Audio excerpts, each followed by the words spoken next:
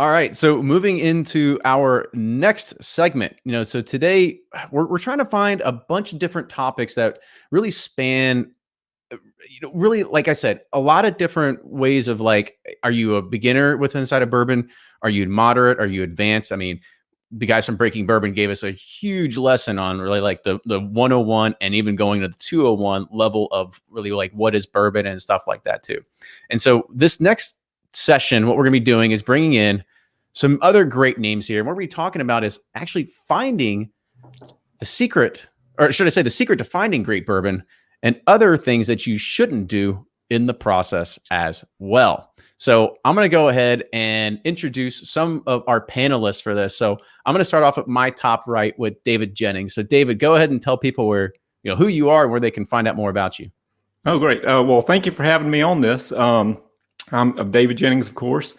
I have a blog, rarebird101.com, which is all about wild turkey. I'm just a huge wild turkey fan, and it's been running for several years now. There's lots of reviews and information about bottles and the Russells and just tons of stuff.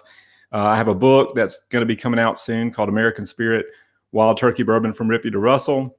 And I have a site that launched just today, wildturkeybook.com, which is where you will go to pre-order and buy the book and that type of thing. It's just a basic information and some teasers on there right now. But I'm on social, I'm Twitter, Instagram, Patreon. Just look for @rarebird101 on Instagram, @ourbird101 on Twitter, and then patreon.com/rarebird101. I feel like we're giving up some secrets before we start here because I feel that you're going to talk about great whiskey. You're going to talk about wild turkey a lot. You know it, man. All right. So next I'm going to go to Caroline.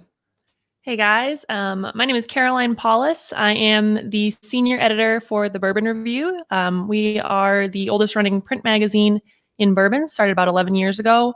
You can find us on Facebook, Twitter, and Instagram, usually at Bourbon Review or at Go Bourbon.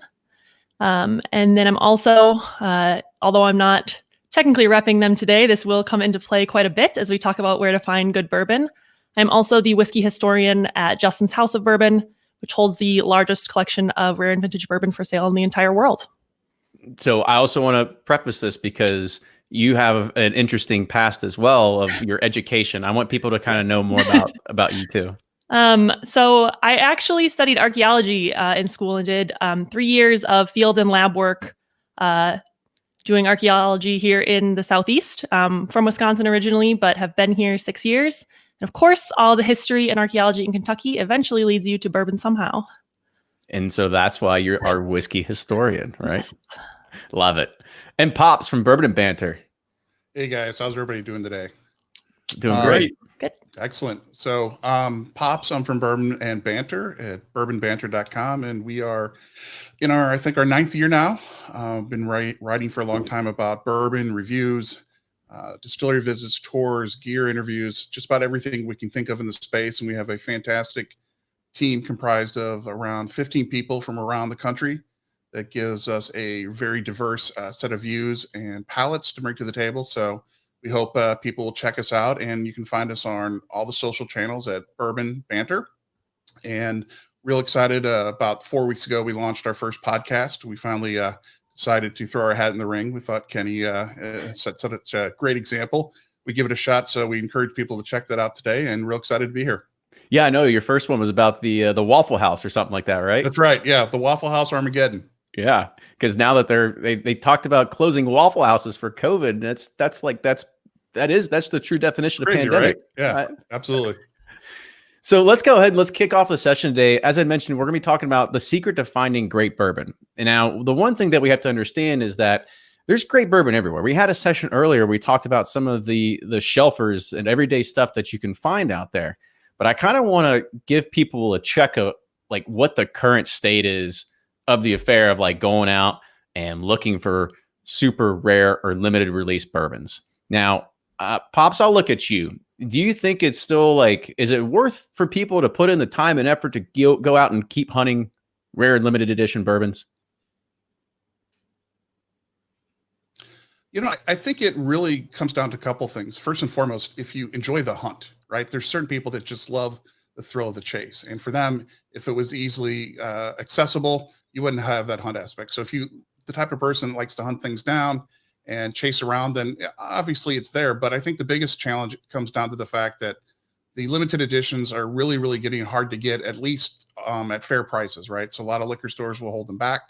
They'll put them up on a shelf. They'll raise the price of them. So you have to really build out your network of people who building those relationships so you can have access to it. But obviously the challenge with that is there's only so many relationships a liquor store can hold and allocate through what they get from the store. So I think there's some element of it you can still do. Me, it's all about who you know and then working the relationships that you build. Yeah, we've always talked about the relationship building and stuff like that too. Now, Caroline, you actually are, you work as a part of Justin's House of Bourbon, which anybody that is unfamiliar with it is a liquor store that has 2 locations, one in Louisville and one in Lexington.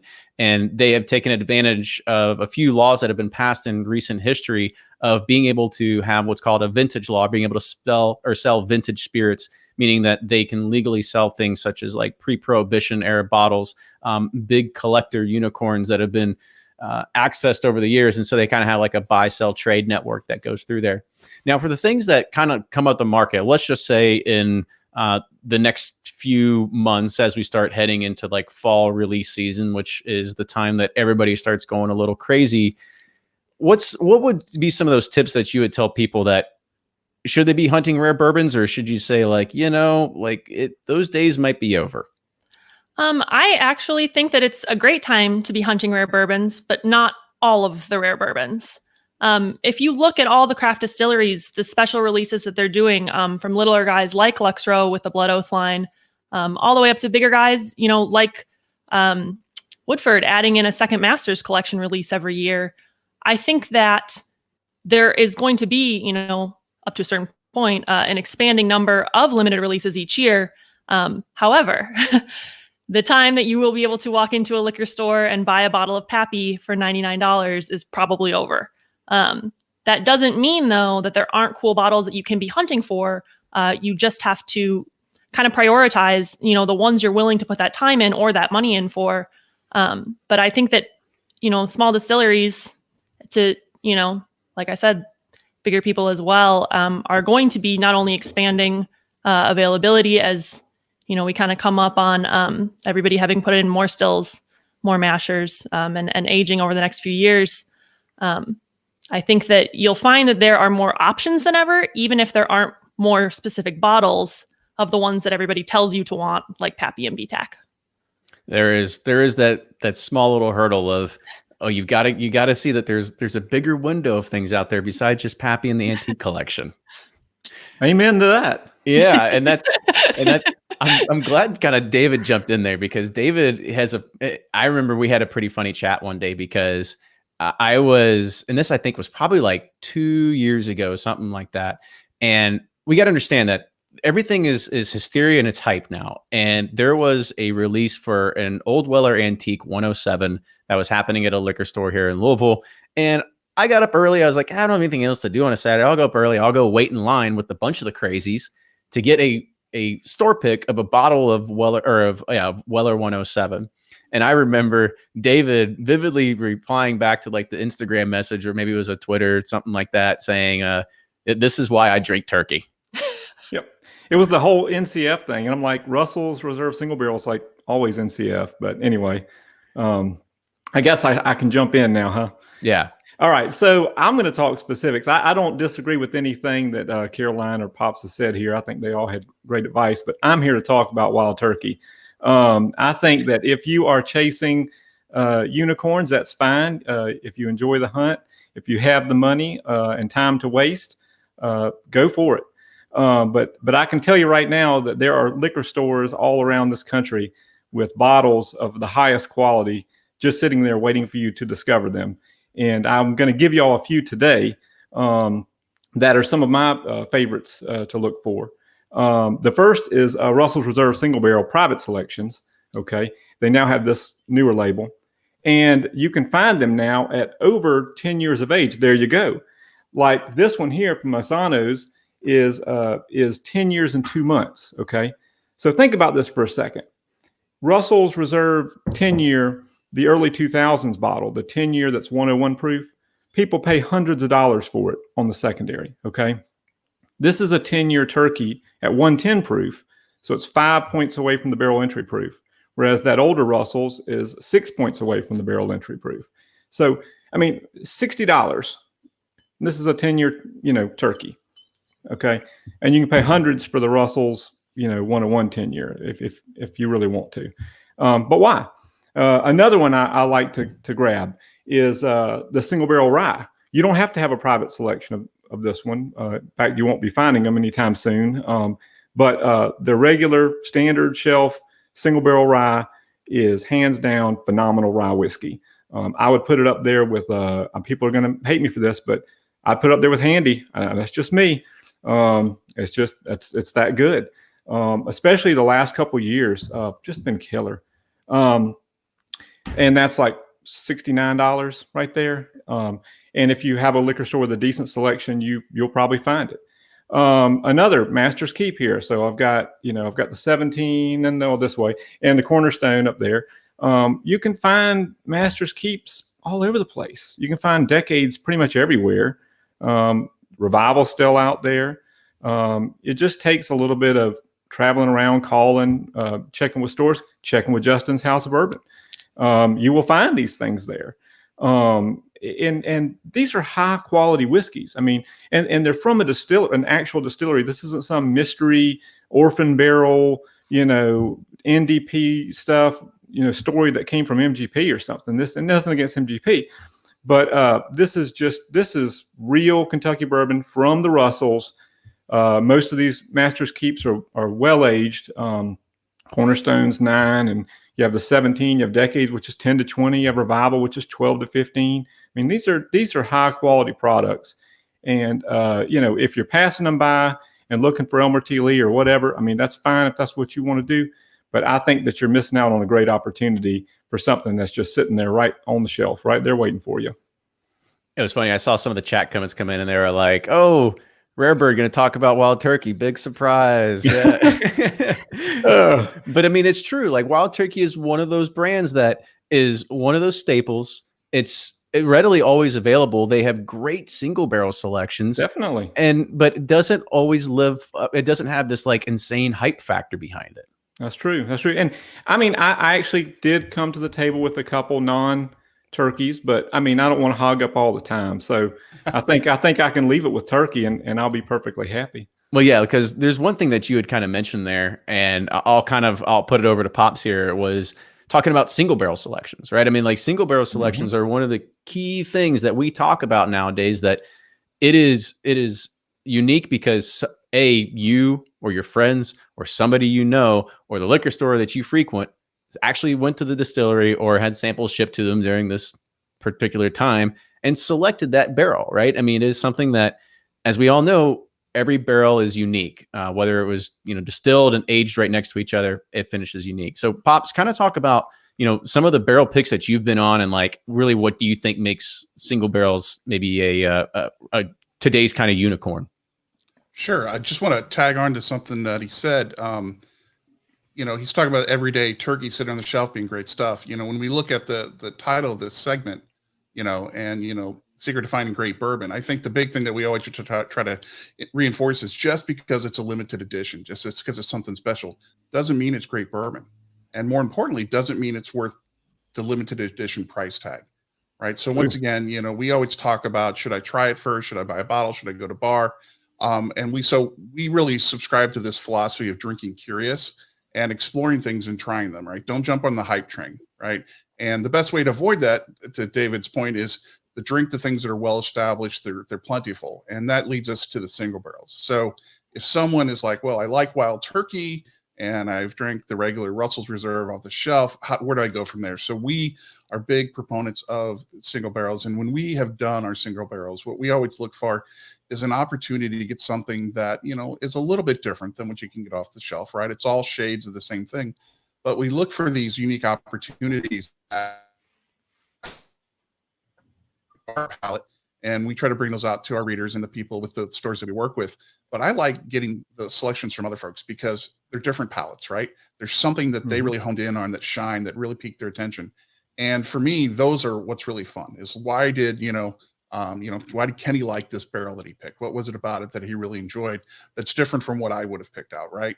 And I think that's where there's so many options. So instead of chasing down the limited releases, it's about finding those single barrel picks, whether locally, online stores. And then I talked about relationships earlier, and it's not really just, a lot of the relationships with the liquor stores are, that's over. The relationships are with people that are on this, event today, right? Getting to know people locally and online, making friends, sharing what you have.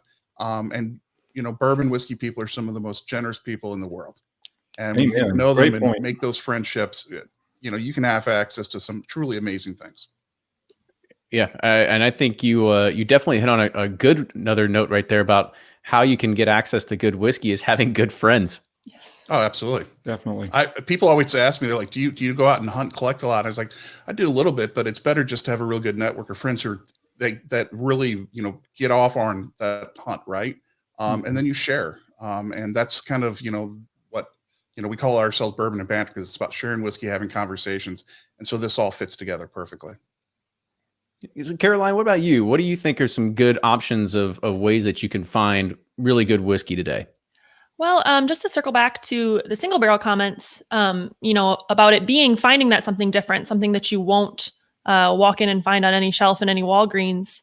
For me, the most fun single barrels recently, just in the last 6 months that we've chosen, have been from younger craft distilleries. Peerless, Wilderness Trail, and New Riff are 3 that I'll throw out as having single barrels that are just the weirdest things in the best ways. Whether it's just odd smoke notes that you just can't get enough of. Got a New Riff single barrel that had a great bubblegum sticker in the description, and we were like, we got to try that. And it was dead on. It was very cool. So for having that off the wall bottle, smaller craft distilleries might be the way to go. And in a few years, they'll have those big 10, 15-year limited editions. So if you get in on the ground floor as a fan of them, follow their networks, would be my other tip. You can have a ton of great friends in the bourbon industry, and that's obviously the way to go. But becoming, a friend or even just a follower, a liker on Facebook, Instagram of the distilleries can also help. This week, Four Roses released a bunch of distillery pick single barrels. The only way you would have known that is had you followed Four Roses on Instagram, Facebook, etc. So, making friends, not necessarily, with the gift shop people, but even just on Facebook, giving them that can kind of keep you on the ground floor of the information there. Well, I do know that you had mentioned the Four Roses thing. I think that the word got out because I saw people that they were calling for hours on end and they couldn't get through. Yes. So they got to be doing something, right? If that's what it's take, that people really need their Four Roses. And I do have a kind of an inside line on the fact that Heaven Hill may be starting some kind of curbside drop off, something with some of their limited editions here in the next couple weeks. So keep your eyes peeled for that too. There you go. You heard it here first from Whiskey at Home. Now, Caroline, another thing that you had mentioned there with the barrel picks is finding those particular flavors. I know that I have had some people, and shout out to Cleveland Bourbon Club and a few other ones, that when they go and they select a Buffalo Trace barrel, it doesn't taste anything like a Buffalo Trace barrel. It is completely off profile. I was like, is this a rye? What the hell is this thing? Are you looking for something that's just completely off the wall, or are you looking for something that you know your customer base, something that's going to sell? So that is the rub. What I like and what's going to sell is not always the same thing. So I do want that weird off the wall, myself, you guys here on the stream, and probably so many of you at home drink more than our fair share of bourbon. And that makes it more exciting for us when we find one that's really weird, really different.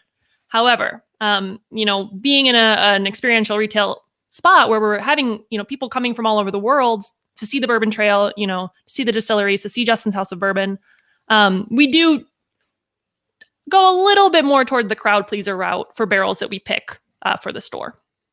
Yep. Not necessarily, something that you'll find on any shelf, but certainly nothing that's going to be too off the wall. Like it's just always solid, right? You're not gonna be like, what were these people thinking? Like, I don't know. That's the one I want. That's the one I get outvoted for. I had a new riff pick from you guys. I had to go back and get a second bottle because it was so awesome. It was not the typical new riff that I've had in the past. That's the Great Bubblegum one. Yeah, definitely. It was awesome. Or is awesome. I'm glad I got another one. We've done 8 new riff picks there, and that one was something crazy. And we've had a few others, like I said, that really stood out for me.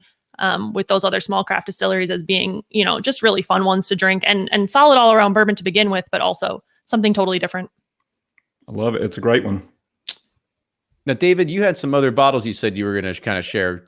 What do you arm? Yeah, I was like, what do you have like hiding for us here? Okay. Well, I just had 2, and these are kind of, one of them's obvious, I think, but Knob Creek single barrels. If you're looking for something with a nice age statement on them, they can be hit or miss, in my opinion. I mean, I've had some of the 14, 15 year, 13 to 15 year range that have been a little bit too much char for me. But I've had some that are pretty amazing, like up there with like Booker's 30th kind of level. It really just, it really depends. But I mean, for $55, I mean, some places get those Knob Creek picks for like less than that. But in that 55 range, that's pretty killer to get a 14 year or so, age statement on a bourbon that's pretty close to barrel proof. So, watch out for those. Another tip I'll give is, and here, let me grab this here. Okay. So a lot of people overlook High West. Okay. And I think, it has these labels here. They just kind of like, they all look similar and they kind of blend into the shelf. Okay. All beside each other. But if you look carefully, the batch number here, okay, those first 2 digits will tell you the year. And for example, I found this down the street. This is a 2016 Borai, and it's got 9 to 17 year MGP juice in it. I mean, 9 to 17 year whiskey, for like $70. I mean, if somebody put out a 9, to 17 year blend MGP now, how much you think it would cost, So that's just, when you go shopping, look at the High West labels, dig for the back, go to the back of the shelf and see if you can find some, from years ago, and you probably will. So anyway, those are 2 non-turkeys to throw out there. That's it. That's a really good tip. What about Pops? Do you have any other good tips like that for people that are out there hunting, looking for something that's maybe not as so, right in front of your face? It's funny. No secret coding tips there like David's got there, but one of the things that I tend to explore is, when we talk about craft, right? Some of the craft distilleries, a lot of the stuff is young. That's obviously a common thread that people talk about, but as many of these places are coming of age, right? They're putting out some pretty special stuff. So there was a distillery in St. Louis who put out a Missouri's first 5-year rye, and they did it barrel strength. And it was just absolutely fantastic. And it just shows to go that sometimes the normal stuff they get on the shelf may not be exactly there, but they're putting out some gems. So I think we kind of cross, check the box for both a single barrel, if you're looking for that, as well as something that's limited edition. I think there's some really gems there that you can track down that may be completely different than what your experience is with their regular releases. So I think that's something for people to check out and not to overlook. Definitely. All right. Absolutely. Those are all good points. Now, the one thing I want to start kind of like figuring out, like the second part of this, even though we've got just a few minutes left, are like, what are those cardinal sins that people probably break when they're trying to sit there and maybe just look for the next bottle, or maybe they're hunting? Like, what should they not do to make sure that they can sort of steer off that path? Whoever wants to take that one can go for it. Well, I've got some points I wrote down. I like when you come prepared. You know what you're doing. I don't know. I try. I do like winging it, but I was like, I better kind of up my game a little bit for whiskey from home. Okay, so I got 4 points to make here. All right. Number 1, fight the FOMO. FOMO, for those of you who don't know, is the fear of missing out.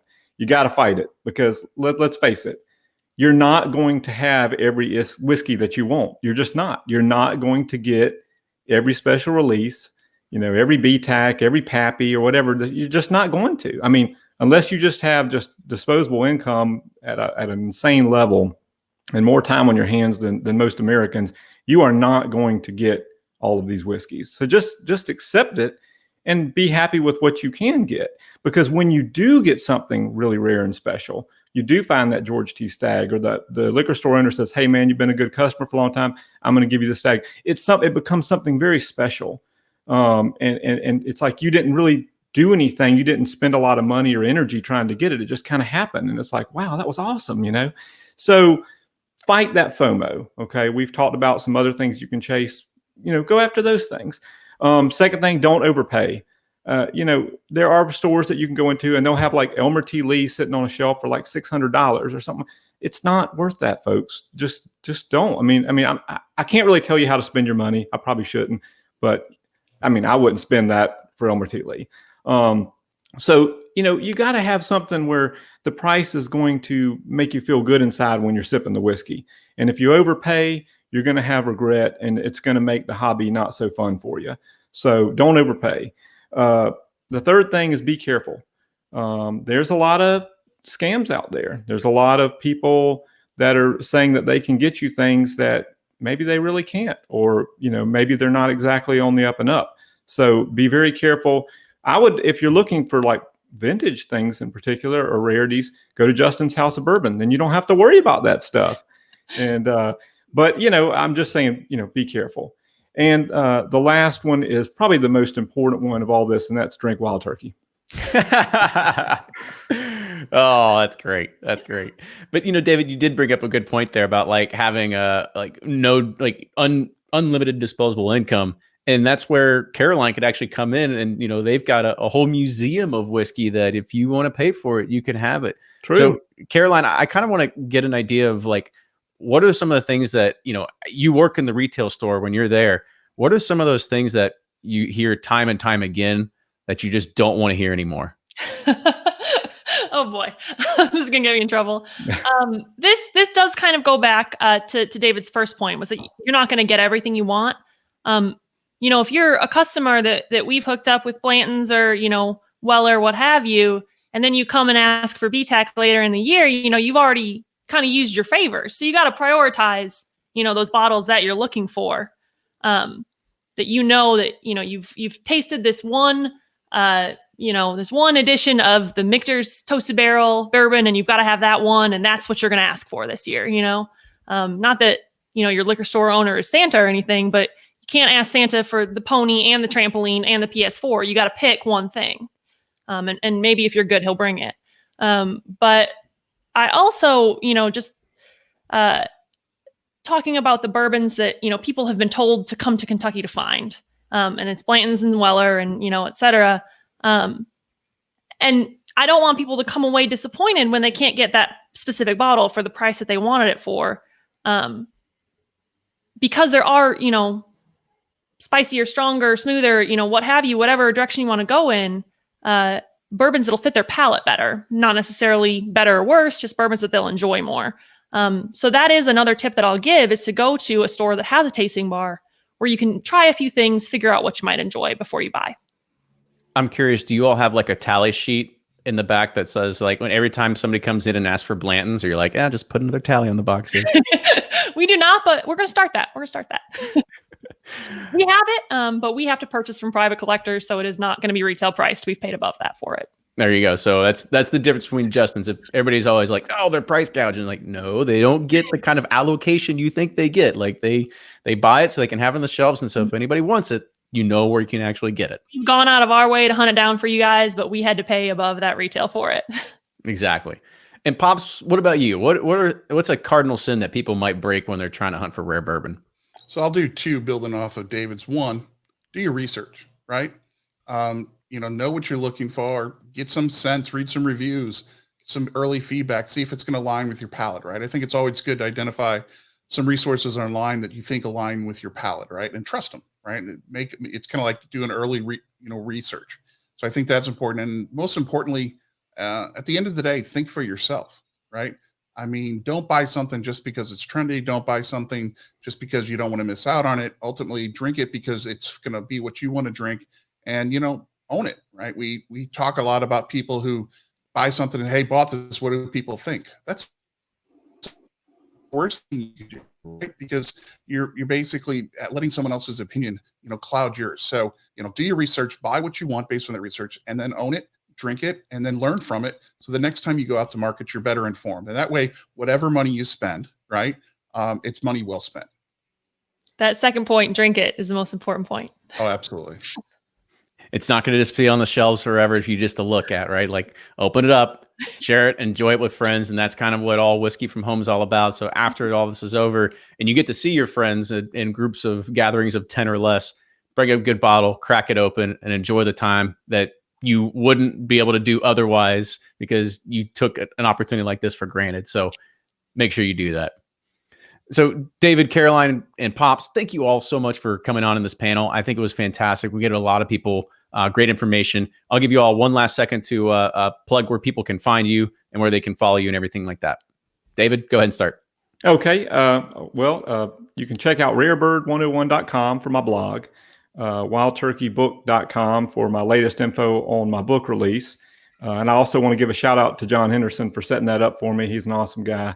And I want to say thanks to my patrons and my Kickstarters who helped get this book off the ground. And then on my socials, if you want to follow me or check me out, it's at rarebird101 on Instagram and at rbird101 on Twitter. And also people that were drinking, everybody wants to know what you're drinking during this as well. Do you really want to know? I mean, we know it's turkey. Wild Turkey 101. It's the new 2020 release or something like that. That's right. That I saw on Instagram. That's right. Good stuff. New Riff single barrel from Justin's House of Bourbon. There you go. There you go. And Caroline, just give people an idea of where is Justin House of Bourbon as well, because I saw some people in the chat asking about it. We have got a location in Louisville. It's still currently closed, but hoping to change that soon. That is at 101 West Market, and then a location in Lexington at 601 West Main on the corner of Main and Jefferson. And then make sure you check out Go Bourbon and all the resources as well. So gobourbon.com is the Bourbon Review website. We are at Bourbon Review on Instagram, and House of Bourbon is at House of Bourbon KY on Instagram. I am at CH Paulus on Instagram. There you go. She's a social media wizard. Like she's going back and forth between all these accounts, like always trying to post. So. I only have 5 right now. It's a lot to keep up with. It is. All right, Pops, your turn. All right, so I'm drinking a barrel pick we did recently at Four Roses called the Constant Gardener in honor of Dan Gardner, our favorite brand ambassador from Four Roses. And you can find us at bourbonbanter.com. We're on Facebook, Twitter, Instagram, YouTube, at all your favorite social accounts at Bourbon Banter. So drop us a line, check us out, check out the podcast, and we're glad we could spend some time with everybody today. Awesome. Cheers, y'all. Take care. Guys. Cheers. Cheers. So much.